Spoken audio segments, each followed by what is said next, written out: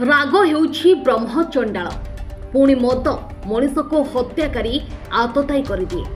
केन्दुझर जिले में मद लगी अनेक मुंड पड़ुछि। चंपा उपखंड अंतर्गत बड़बिल सेरेंडा ग्राम में एक काल रात्रि रे विभत्स हत्याकांड घटी जाइतिला। मद पीवा को टंका मागी स्त्री ठारू न पाई स्वामी मंगल मुंडा हठात जानवर हो जाइतिला।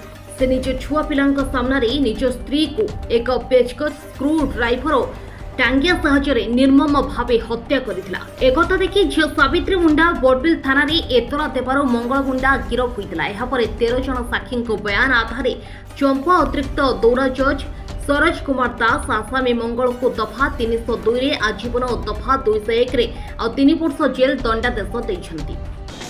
ये होची बड़बिल थाना केस नंबर 36 बड़बिल सेरेंडा जगदला साहिर ता स्त्री को मंगल मुंडा ता स्त्री बामाई मुंडा को गोटे पेचकस आ गोटे बुढ़िया साहाଯ୍य हत्या करता। तार छुआ मैंने से घटना देखी बयान अनुपात बामाई मुंडार रक्त तार लगी जामा लुगा गंजी मिसी जाता। केमिकल टेस्ट की आसला सब रिपोर्ट भित्ति कर डाक्तर मैंने रिपोर्ट भित्ति कर आज माननीय अदालत आसामी मंगल मुंडा को आजीवन कारादंडादेश देइछन्ति।